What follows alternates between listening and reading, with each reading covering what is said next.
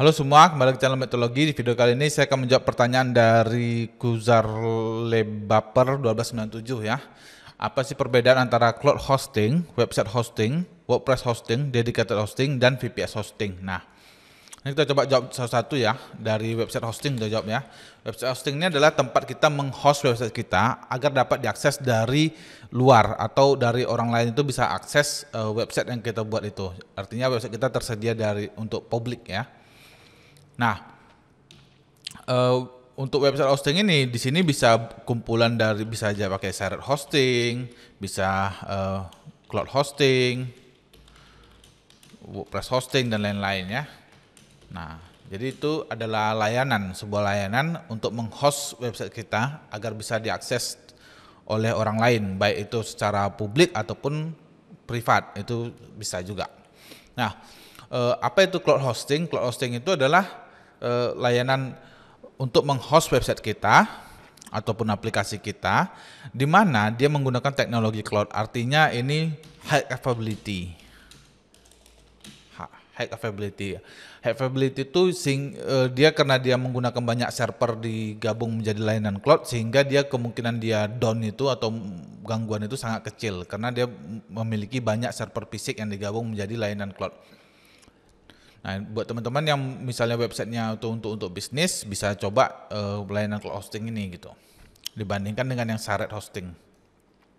Nah, yang ketiga ada WordPress hosting. WordPress hosting ini adalah layanan hosting yang sudah dioptimasi untuk WordPress. Jadi dia untuk case-nya sudah dioptimasi untuk WordPress. Terkadang juga banyak penyedia layanan hosting itu sudah langsung memberikan kita gratis, seperti gratis plugin, gratis template premium ya, template premium, plugin berbayar, itu semua dikasih gratis ketika kita menggunakan layanan WordPress hostingnya. Nah, ini juga bagus ya kalau teman-teman itu websitenya itu menggunakan WordPress, bisa coba layanan WordPress hosting ini karena sudah dioptimasi untuk WordPress. Nah, yang keempat ya, ada di sini dedicated hosting. Nah, dedicated hosting ini dia diberikan resource. Misalnya teman-teman itu langganan dedicated hosting yang 16 core CPU-nya. Jadi di sini CPU-nya 16 core. Nah, 16 core ini teman-teman bisa gunakan seluruhnya dan dia tidak di-sharing ke user lain gitu. Jadi kita bisa menggunakan seluruh resource yang ada di server kita tanpa dibagi-bagi ke pengguna lain. Nah, kalau VPS hosting ini mirip-mirip dengan cloud hosting, bedanya dia hanya satu server fisik.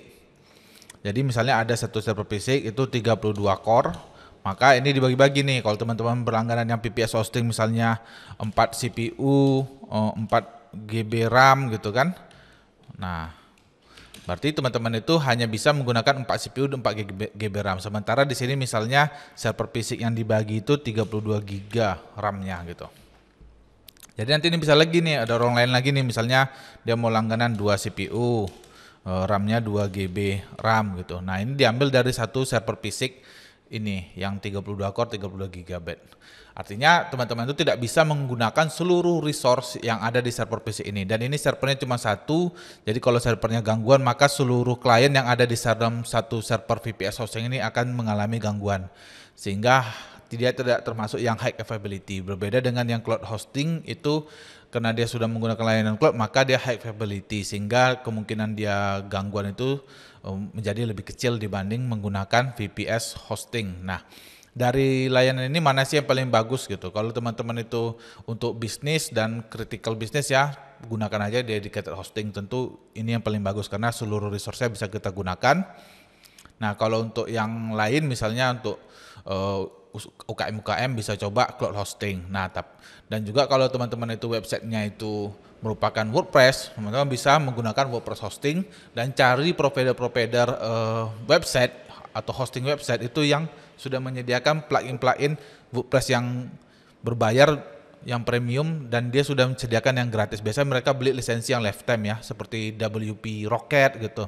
Itu kan lumayan ya, per tahunnya itu kalau nggak salah saya $100 lebih atau $45 untuk satu website. Nah, dengan berlangganan WordPress hosting ini teman-teman bisa dapat free gitu. Jadi sudah banyaklah keuntungan ketika teman-teman menggunakan WordPress hosting ini. Cuman dia diperuntukkan untuk website yang dibangun menggunakan WordPress. Tapi kalau teman-teman websitenya dibangun menggunakan kayak misalnya Laravel, CodeIgniter atau PHP native, maka tidak disarankan pakai yang layanan WordPress hosting ini, tapi teman-teman bisa pakai yang cloud hosting ataupun VPS hosting, dan kalau ada budget bisa pakai yang dedicated hosting. Tapi dedicated hosting ini saran saya kalau trafficnya udah mulai bagus ya, udah mulai tinggi, atau untuk aplikasi untuk bisnis, teman-teman bisa pakai dedicated hosting karena harganya pasti lebih mahal dibandingkan harga VPS hosting ataupun cloud hosting.